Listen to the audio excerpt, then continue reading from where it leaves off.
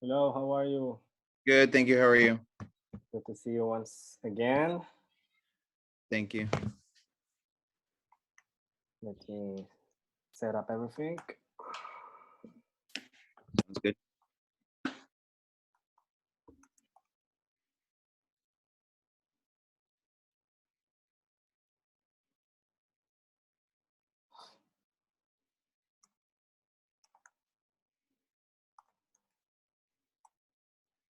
Either Zoom or Facebook changed something in the interface Oh, of going live, so, so it's a new dashboard here.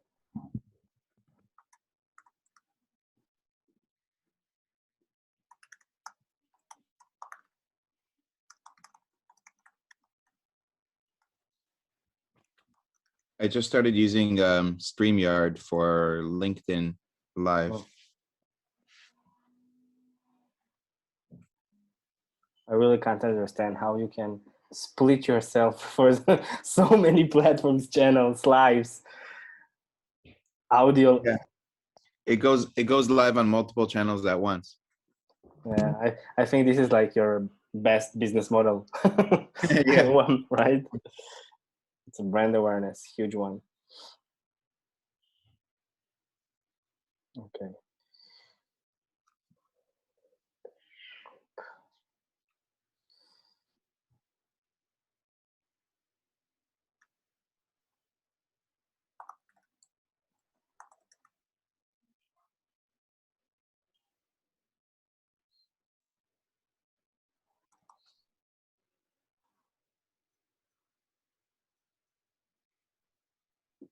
Okay, I hit go live.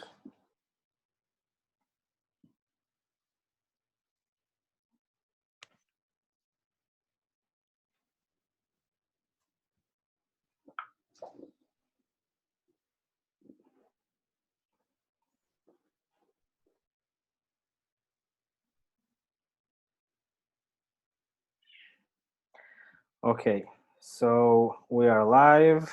I will start in Hebrew and we will wait a minute or two to people to join in.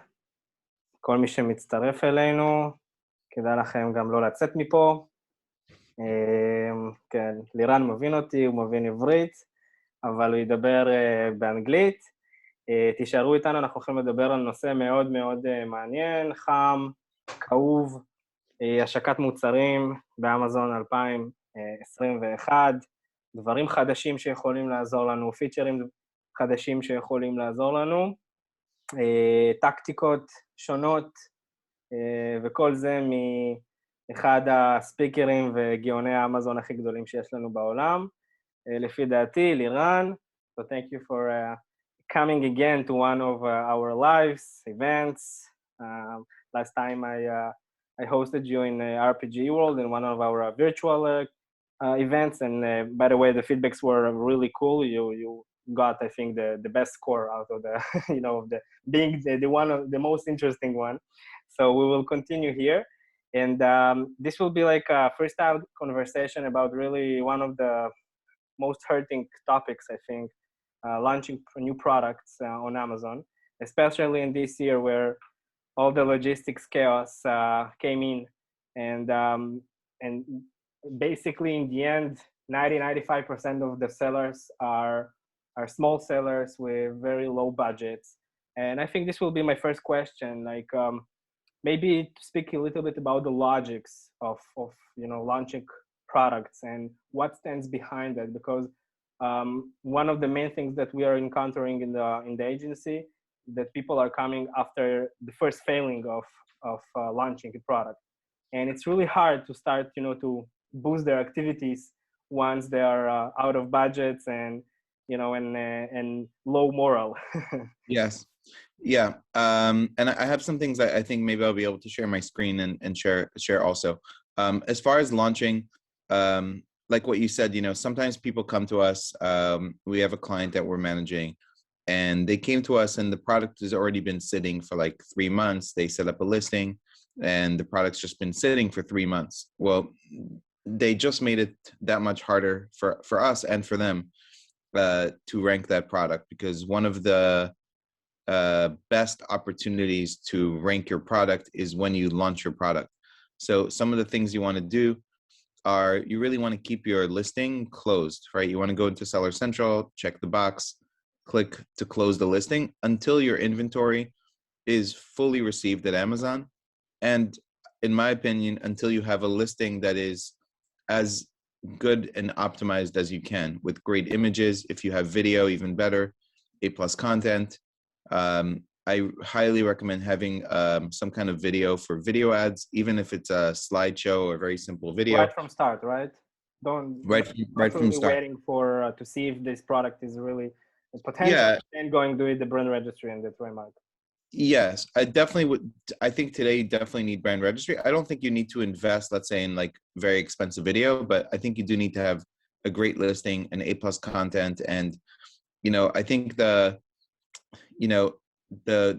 logic and the thinking that if the product does well, I'll invest in making it look good, or I'll invest in A+, or I'll invest in brand registry, is the wrong type of thinking, because you're not giving the product as much of an opportunity to do well if you don't have your listing, as optimized as it could be. So it's like in English, the phrase is like catch 22, right? Like I'll be like, first I want to see how the product does, then I'll invest in it. But sometimes you need to invest in the product first. And you have to remember that on Amazon, people don't actually buy products.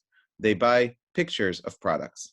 Okay. You really need to change your thinking about how people are shopping. They're literally not buying a product. They're buying a picture of a product, and you need to have the best possible looking picture of that product, and positioning. I can give you an example. I have I'll share my screen for a second. I'll just show you. So yes, I have you are the co-host. Yeah. Just to show you an example of this. I have this brand that recently approached me, and I'm talking to them, and they're not having success on Amazon. It's this beauty brand, okay? And the first thing he told me is like, yeah, we're running ads right now. We're using somebody, and like we're not, the ACoS is like 500%.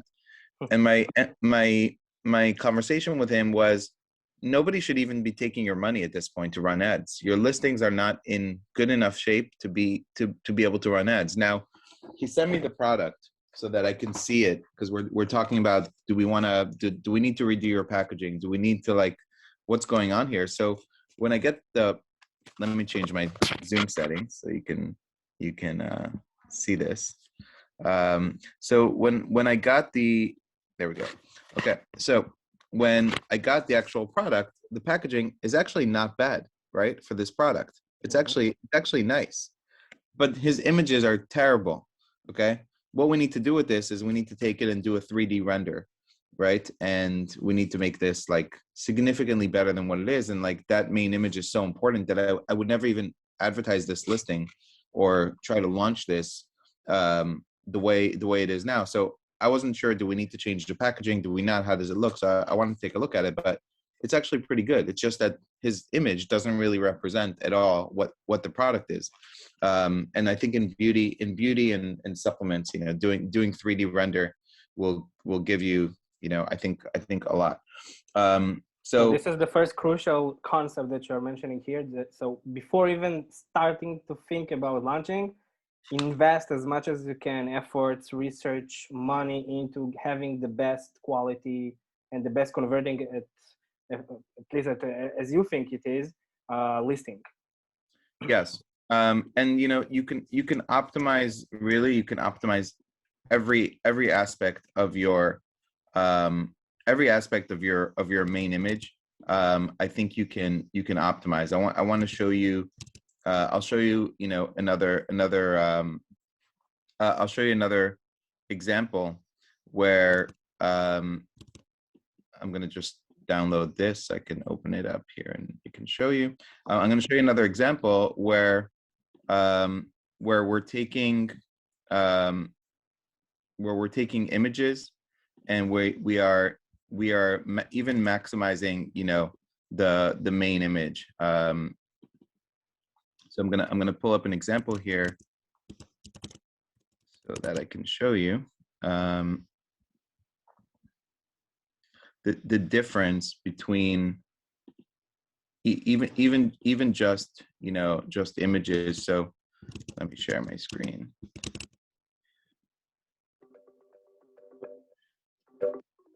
Okay, so I'm going to share my screen here and show you two images, 1 and 1.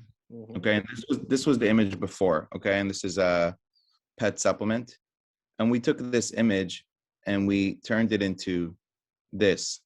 Okay, we took the bottle, we actually made it a little shorter and fatter. Okay, and what we achieved by doing this was this will now take up significantly more space in the search results as opposed to this, right? So even the little things like, how does my image show up in the search results compared to everybody else? How does it look on mobile? How does my title look on mobile versus desktop?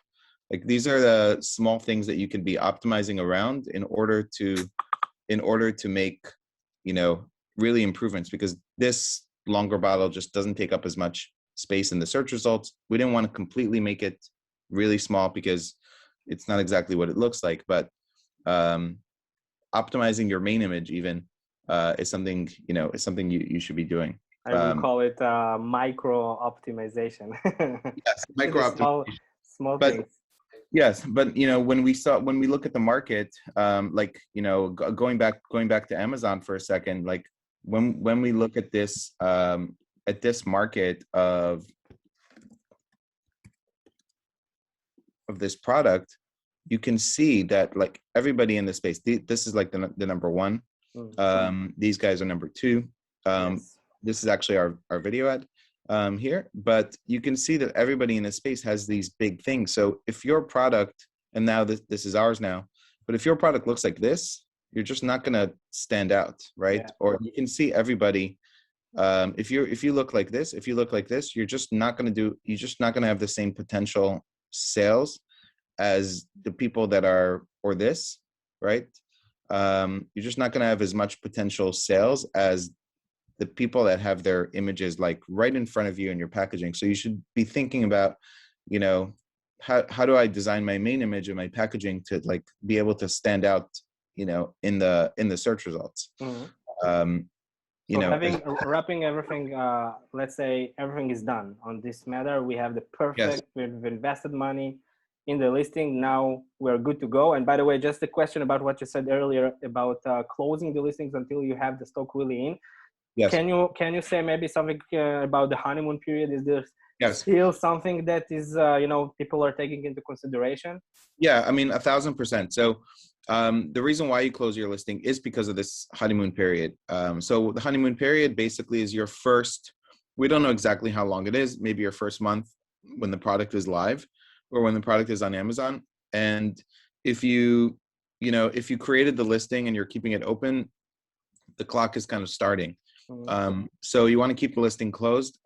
And the reason why I said, in the beginning that, in the first, somebody comes to us after 3 months and the listing's just been sitting, is because the Amazon algorithm has a lot of components that are built into it. One of those components is time. So Amazon is looking at a history of the product. And so when you launch your product on day one and you start getting sales on day one, the only thing the Amazon algorithm knows is, since this product is live, it's selling, right? If it's looking back at the last 2 months and now you have a really great week, it's still looking at things on a historic basis. So it might be looking at the last quarter and it's taking the average daily sales. And because you have 2 months of no sales and now you have sales, your average is still low. And so time is a factor. So that's one reason why the honeymoon period works. And two, I believe that Amazon does want new products to have it easier to have success for a number of reasons. One, I think this is something, I don't think I've ever necessarily spoken about, but like, if you think of an algorithm, the algorithm wants to hook you in, right? If I put up my first video on TikTok and I get 100,000 views, I'm going to want to put up more videos. But if I put up my first video on TikTok and it gets no views, I may not come back, right? So the algorithm wants to hook you in. So you have a new product. Amazon wants new products discovered. Amazon also know that new products often will be more aggressive in pricing. That's good for the customer. So they're, competing. And honestly, Amazon doesn't really want any one product to really dominate forever, right? Because that product then becomes sort of more powerful than the platform, right? So they want to have products competing and kind of fighting, right? But you think that there is like psychology involved here in the matter of that the algorithm wants, right, us to feel the success right away and maybe also to stay in the game. Also on this, like I've never thought about it, but it makes sense also. Yeah, I think it's not so. the main, I guess, issue, but it's but definitely for whatever reason, and we don't know everything in the algorithm, but for whatever reason, new products are easier to rank. Yeah. So let's talk about the next steps in ranking. The easiest way to rank, there's a very much a difference in ranking a new product and ranking an older product, or re-ranking an older product. And we see a lot of success using just advertising, just aggressive ads and driving sales. With new products, it's very, very doable.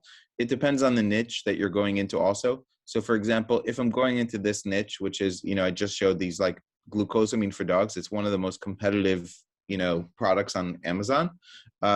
You probably need a combination of advertising and search, find, buy, and you need to build up a lot of reviews. But if you're launching a product that is like medium level of competition, you can do it with just advertising.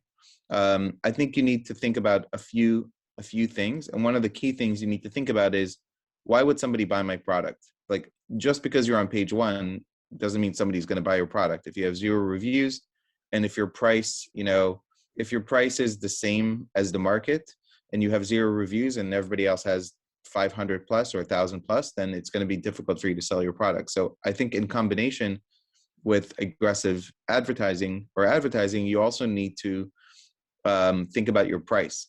There is 2 strategies here, right?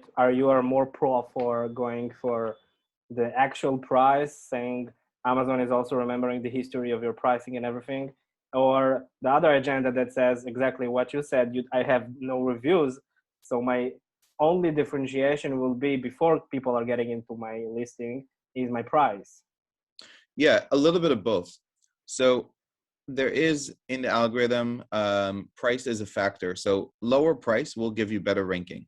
Okay, so let's say 2 products have all 100% the exact same ranking signals, and one is lower. Amazon will rank that product higher because it's better for the customer.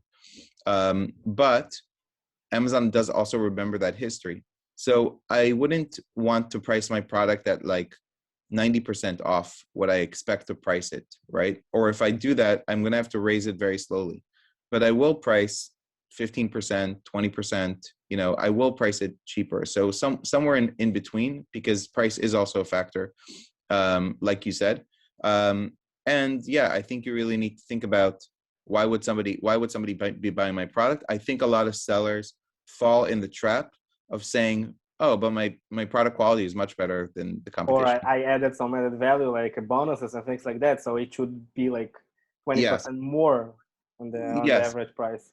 Yeah, but you're really like fooling yourselves, because if, I don't know how many people in Israel necessarily are buying products on Amazon, but like if you look at the products you yourself are buying, or you yourself would buy, they have reviews, and they have probably significant amount of reviews. You need to really give people a reason to buy the product. And if you only have 10 reviews or 15 reviews, then nobody really knows your quality is better until you can actually prove.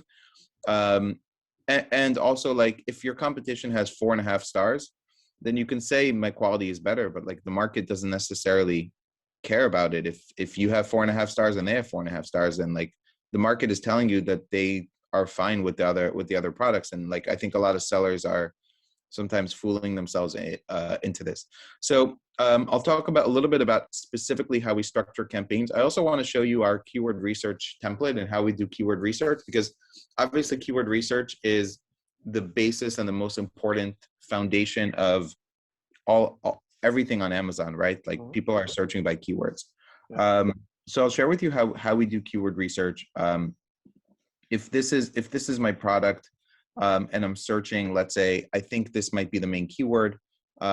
Maybe it's not, but I can at least tell. I can run the Helium extension. I can see, does this keyword have, significant search volume? In this case, it has 41,000. So it's a good keyword.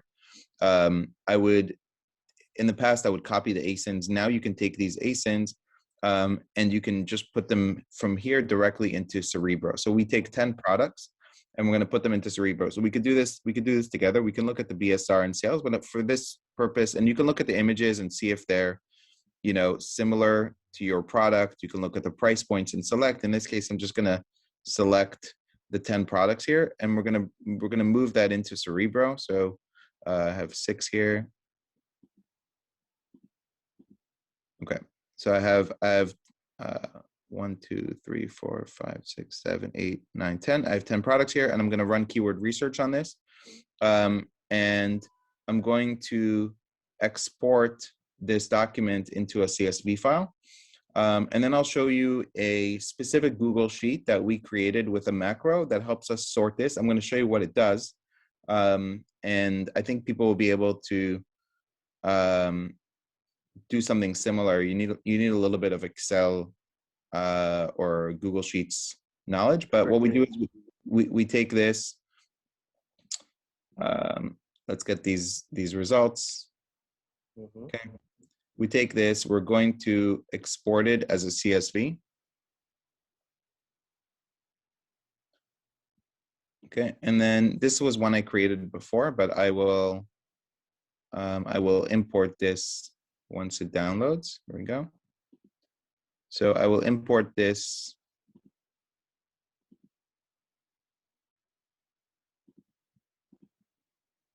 This is the future, by the way, utilizing different business intelligence, Excel, Yes. smart Excels, graphs, and things like that. Yes. So let's see when this comes in. I'll show you. Okay.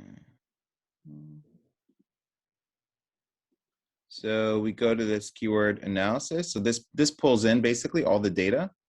And then I'm running a script on it. And I'll explain to you what this script is doing. What this script is doing is we're trying to understand how relevant are these keywords, okay? The way we understand how relevant the keywords are is by how many of these top 10 competitors are ranking for these keywords. And we look at how many are ranking in the top, I think it's in the top 30, which is like page 1. And then how many are ranking in the top 10. And then we sort it by relevancy. You could do it manually if, you don't necessarily know how to run the script. But once this is over, it'll create another page. I did this earlier for another keyword. So while this is building this, I'll show you this one. What it's doing is it's taking all the ASINs that I put in, and then here we go. This is now building. It's building in here. It'll take a few minutes, but what it's doing is it's telling us how many, like it's giving keywords. It's giving me the search volume, but I'm not just sorting by search volume. I'm sorting by relevancy. So how many of these ASINs here are ranking for this particular keyword, right? So in this case, this is a 10 relevancy. This is probably one of my most, important keywords. So here it's built. Okay, so this is just the one that we just did, right? So we're trying to understand what are the most important keywords and ranking. So this keyword, obviously I pulled like the top 10, right? So 10 of the competitors are ranking. Here's the keyword, 9 of the competitors are ranking. So I know it's popular, but it has 200 searches, right? So what I want to do is I want to find the combination. I want to find the keywords, like I can sort here by search volume. And then I can sort by search volume. The script is doing kind of a scoring, and then you're just Yes. reordering to get the most relevant keywords with the search volume. Yes, exactly. So, and then I need to just eliminate basically all the blanks here. So now it's gonna give me the keywords with the highest search volume, but you see these are not relevant, right? So I need to start. I need to filter basically for only relevancy of, let's say, 5 5 and above, for example, now I'm getting the list that I really want. And and now I understand like what are the top keywords. So when I'm working with this, I'm going to take maybe like the 20 most relevant keywords and put them into an exact match campaign in Seller Central. So I'm going to look at search volume, look at relevancy. This is top 10, not as relevant. Also, each of these ASINs, I'm going to understand how competitive it is. So just here in terms of like top 30% number of keywords that they're ranking, that this ASIN is ranking for in these, and this color codes for me how competitive this particular competitor is in the space. But here is really where I'm trying to understand like what are the most important keywords, and I take a mix of high search volume and just like some long tail keywords that are that are very relevant, and still like this one, right? It's a 7. It's very relevant. It doesn't have as much search volume. That's also a good one. So I'm looking also for these when I'm starting, and I want to have a mix, like 20 keywords, maybe, a mix of long tail and a mix of, keywords that have volume. And those keywords I'm putting into an exact match campaign. So with that exact match campaign, I'm doing a few things. I'm creating several campaigns. I'm doing one exact match campaign. I'm taking like 20 keywords, and what I do is I look at the suggested bid. So let's say suggested bid for a product is $1 to $2. I will take 10% of the $2 of the high end of the suggested bid range. I'll take 10%. I'll put a 20-cent bid, but on this campaign, I will have a dynamic bid up and down. So typically I only do dynamic bid down, but with this I'll do dynamic bid up and down, and I'll have a 900% top of search placement. So I'm really trying to go for relevancy and try to go for top of search. Again, this is only going to work if you have an aggressive price that people will buy your product, right? You can also wait until maybe you have your first 5 or 10 reviews, but this will only work if people have really a good reason to convert when you show up, especially if you're in a competitive space. So this strategy and structure can both work for newbies and also for people that are trying to do like relaunching and things like that. Yeah, it works, but it works better for newer products. But yes, it can work for relaunches. But I believe on relaunches, you will also need to have some like search, find, buy campaigns. So we could talk about that also. Yeah. So this was actually one of my questions: how you break this paradox of in order to have reviews, you need orders, and in order to have orders, you need to have reviews. And I think this is one of the crucial things that people are not understanding. How do I get like my first orders, and how do I get my first reviews with all the current restrictions from everywhere? Yeah. So the one thing is like you have to have the mindset that, and I think today you need more budget really to start on Amazon. So you really need to have the mindset that like, until I get to 50, like my only goal is get to 50 reviews. Until I get to 50 reviews, I don't care about, like, I can't worry about the profitability. And like, if you're coming into the space, and I mean, the only way you can get away with that is if you go into a very, very niche product where there's only like 2-3 competitors, and you can have, success without necessarily needing a lot of reviews. But if you're going into a market that has competition, and again, it also depends on how differentiated your product is. So I'll give you an example. Last year, we helped somebody launch a new product.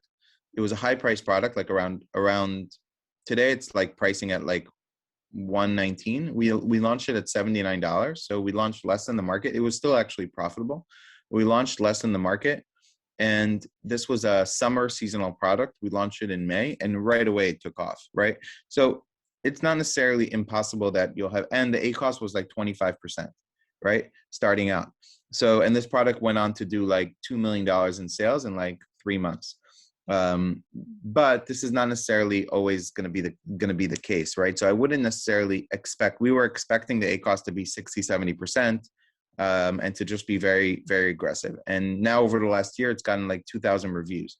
So now, and basically after a couple months, they're able to like raise the price and kind of become the market leader, for this product. So doing But your strategy, you need a really big budget for the PPC. How do you structure the budgets, for example? yeah, If I'm a so seller and I want to recalculate how much money I will need and for how long? yeah, so I think it depends on the niche. If you're going with just PPC, I think if you're going with just a PPC strategy, I think that the monthly sales that you are driving, oftentimes will be like your potential monthly sales in the future. So if you're spending $2,000 on PPC and you're driving $4,000 in sales, that's kind of like in the algorithm, you have a product that is driving $4,000 in sales, and so your potential is starting out as 4,000. Now, hopefully, you're getting some organic visibility, and your potential can go to $6,000-7,000 a month in sales. But like the more you spend, obviously, the more sales you're driving, the more favor you're going to have in the algorithm over other products. So I always like to see sort of like 1-to-1 ratio with the sales that I'm driving to the sales that I'm potentially going to be able to get. If I have a new product, I would split the budget 50-50 between on the first month between a ranking like search, find, buy and PPC. But it really depends. If you're not going into a very competitive niche, you could probably just get away with PPC 100% of your budget, and not do any search, find, buy. As far as and I mean, the ACoS is going to be hard to predict.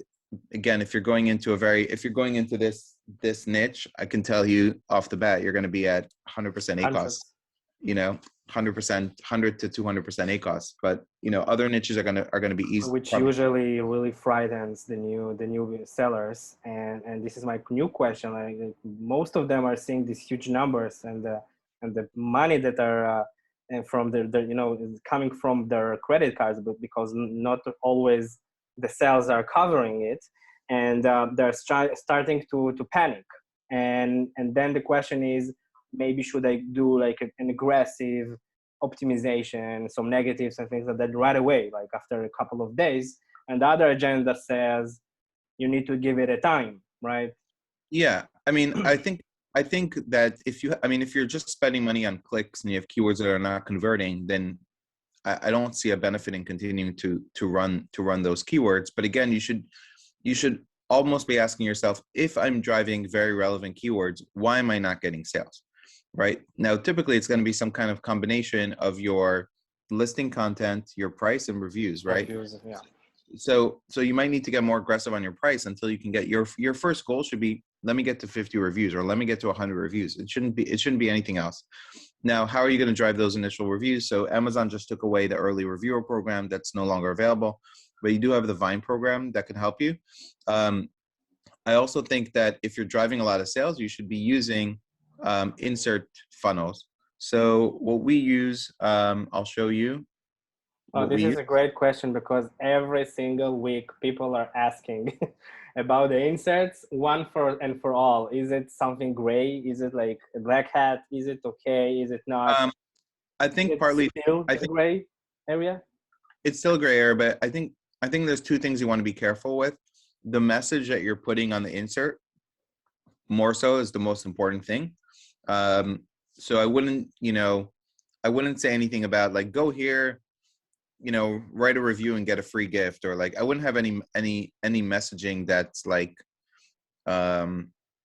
mentioning reviews or mentioning free gift. Like I would do messaging that's more like, scan this QR code for a surprise, or a little bit like curiosity, also for Amazon not to really question it when they're possibly seeing the insert. We're using this platform, so I'll show you. I'm not affiliated to them or anything, but we're using this platform called getreviews.ai. And what you can do with this is, it allows you to kind of like print this insert.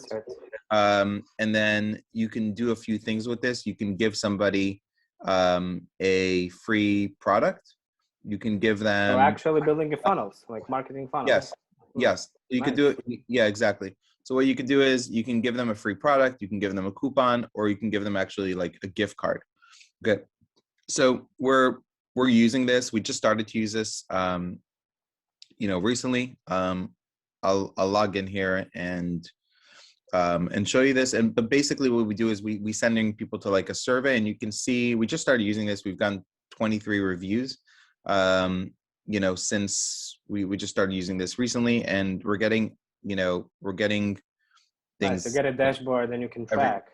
You get a dashboard you could track, and then you're getting also, obviously it's all confidential, but you're getting the customer information, their name, their email. So you can also export that and bring it into an email list. And then in this case, they're getting a free product. You can set this up in many different ways, like control. You have this like survey, essentially, and on the survey you have a lot of control. I'll show you what it looks like, sort of like publicly. So it looks like this. This is the brand, first name, last name, what product did you purchase, and then they go to claim your free product. I'll just do it.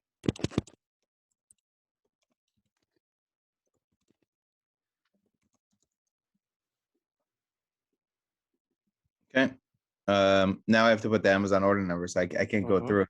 So of course it's gonna match the Amazon order number, and then it takes you through this survey, and we're getting reviews utilizing this strategy. Basically, they get 100%. They get a free product. Now, what we're doing is we're forcing them to put a rating here. And if they put 4 or 5 stars, we're sending them to Amazon. This is definitely kind of gray area, but this is what the client wanted to do. So we're requiring them to do a review here. If they're writing a bad review here, we don't send them to Amazon. If they write a good review, we do send them to Amazon. Again, this is probably against terms of service. So but you can toggle this however you really want to do it, and we're using this platform to drive reviews. So this is really cool platform. Thank you for sharing. So my next question will be like, we're kind of finalizing all the flow of the launching. So we are doing everything that you have mentioned. And now I just want to bring into the formula the logistics, the stock, like the inventory, because there's no, doesn't matter how much you rank if you don't have the next day enough stock to continue. How do you manage with all the restrictions that you have today? Yeah. So one, I think you really need to have a 3PL. Used to be 2-3 years ago, you didn't really need a 3PL. You could change from, but all of them are overloaded. That is also true. Obviously a lot of people have had issues in the last year, but I think you need to have a 3PL. Also, like in some cases when we were doing like ranking campaigns with search, find, buy, we slowed down the ranking campaign in the first month. Like normally we might have done 10, 15, 20 units a day. We do 5 a day just to like show some relevancy in the algorithm, because we only had 200 ASIN restriction. So we would do less units in the beginning until Amazon opened up the ability for us to send additional units. One of the benefits of driving more sales early is also that you'll be able to, over 2-3 weeks, open up more availability in terms of inventory. So you might have to slow down. You actually might have to slow down your ranking campaigns, because you don't want to run out of stock in the middle of a ranking campaign. And like one of the worst things that happens in general on Amazon is going out of stock, because it really hurts you, in the search algorithm. So you have to change up strategy a little bit. Do you think it will be like a current reality now on Amazon? Like newbies will have just 200, because there were some rumors also kind of coming from you also from some of your posts that maybe this will be open up. Yeah, I mean, I heard that it will open up. I think eventually it will open up to more. I don't think it's going to stay at 200. Amazon has also had some programs recently I got emails about, which is new ASIN programs that will have like a 500 or have like a bigger limit if you launch a new ASIN within a certain amount of time. So they are trying to do some stuff, but I'm sure they're trying to work on Do you increasing think the it's connected also to COVID-19 because there's the limitation of people in the warehouses to work with all this kind of stocks, and now that you guys are getting vaccinated, and now maybe it can be also released? Yeah, I think definitely it's a combination of, it's definitely all related to COVID-19, right? In a number of ways, right? COVID-19 was pushing e-commerce forward 10 years in 1 year in the amount of people like adopting buying online and Amazon Prime. And the warehouses sometimes being shut down because of COVID or social distancing or whatever. So it's definitely all related to COVID-19, which is why I think it's gonna come back. Amazon is buying up malls in America, and converting them into warehouses. So I don't think it will stay this way necessarily. Okay, so the last question will be how to keep the momentum. So after you get, I don't know, maybe two stocks, restocks coming into Amazon, and you get already, I don't know, a dozen of reviews, maybe 100. What steps do you do, like initial first small steps to upgrade the current situation? So, I mean, number one, I think you we have clients that we are doing ranking campaigns on a regular basis. Like we're doing a ranking, I wouldn't even say campaign. We're doing like a 3 months initiative, right? Especially like on newer products. Month 1 is just to get relevancy, get more sales. We get to 100 reviews. Month 2, we go after, and we do them for long. We're doing like 20 days, 20-day ranking campaigns. Month 2, we'll do, mid-tail type keywords, not the most competitive because we don't have enough reviews. So you need to understand page 1 and how many reviews you need to have to be relevant on that particular page. So month 2, we'll go after maybe like keywords that we think we can kind of compete for. Month 3, we'll go after more aggressive keywords. I think once you're ranking well, the next best thing you can do is add variations to your listing, to be able to grow sales, right? Instead of launching a second product, I think variations is one of the smartest ways you can take advantage of everything you've already built and add on essentially more products on the same listing and increase your total sales without having to invest the same amount of money in a launch. Also, you now have another ASIN that just has a honeymoon period, right? You can now launch that ASIN, drive aggressive ads. The family. Yes, and have aggressive ads on that ASIN, and now you have the reviews. So if you now have reviews, now you can go after and probably stick more keywords driving that particular variation. So to me, that's the natural next step. Also, like in general, like a big mistake I see people doing that are new to Amazon is they come to me and they're like, I have 10 products, but like none of them are selling, right? And I'm like, why you focus on 10 products? Like focus on 1 or 2 products and drive all your money into those. Familiar. Drive all your money. Like I had people I'm talking to now, they launched 10 products in skincare, like vitamin C serum and anti-wrinkle aging. And I'm like, there's no way you can do this, right? Like unless you want to invest, they rob the bank. Yeah, I mean, like if you want to invest like $200,000 into building up these products, but if you want to put in like $25,000, $50,000, like you could take 2 products and focus on those 2 products. Like don't spread yourself thin. And in reality, you should focus on 1 product and have variations. But it's another like mistake that I see people doing is just launching too many products with too small quantities that one maybe does well, that goes out of stock. Like you should really focus on Amazon with kind of like going deep instead of going wide. Yeah. Are you also for expanding right away or making more new channels like Walmart is open up or to internationals and Shopify is really growing in big numbers? I think you should get to $1 million on Amazon and then expand. Because annual. What's that? Annual? Yeah, annual. Not a month. But I think you should get to $1 million and then consider expanding. I mean, we are running ads on Walmart, but like number one, we're not seeing like amazing results. We're getting like a 2 ROAS, 2.5 ROAS. We're not seeing like 3x, 4x, 5x generally on most products. We have clients that are driving 300,000 a month sales on Amazon, and on Walmart are selling 10,000 a month. Like, it's not going to be what you expect it to be. I would say, I mean, platforms that I've seen do well actually in the last year, Etsy, if your product can like fit there, I think is good. And then I think Shopify, right? Like, I would rather go to Shopify than Walmart. Generally, also, if you're on Walmart, you can actually, like on Walmart, you can actually buy reviews. Walmart has like a program called Spark where they have like reviewers.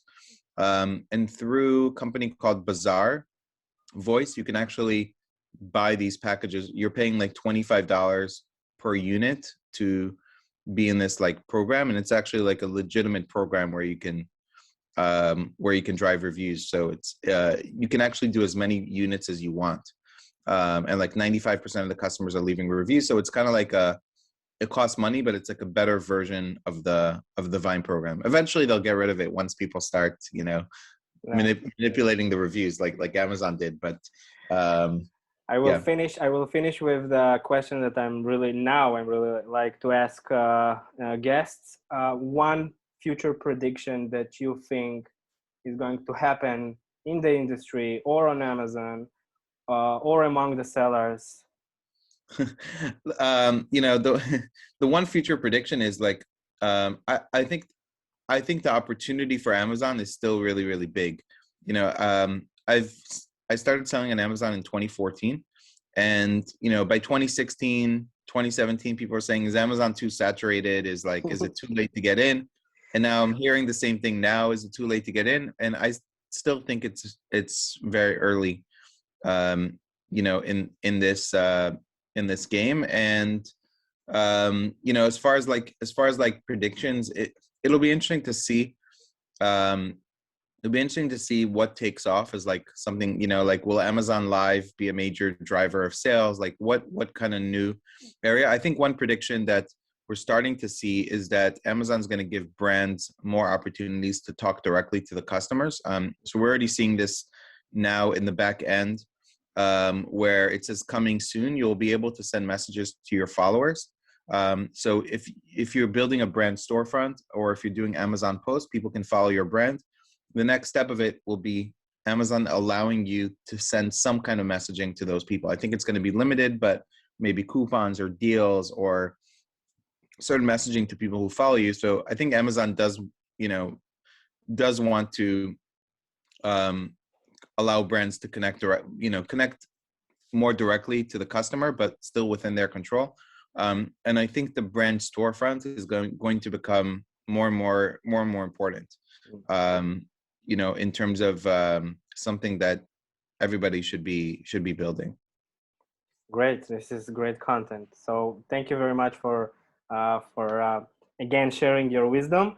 I will be posting some questions, and I will tag you if there will be any other questions. I guess no, but sometimes there are. So you're welcome, and see you next time. Thank you very much. Thank you so much for having me. Bye-bye. Bye.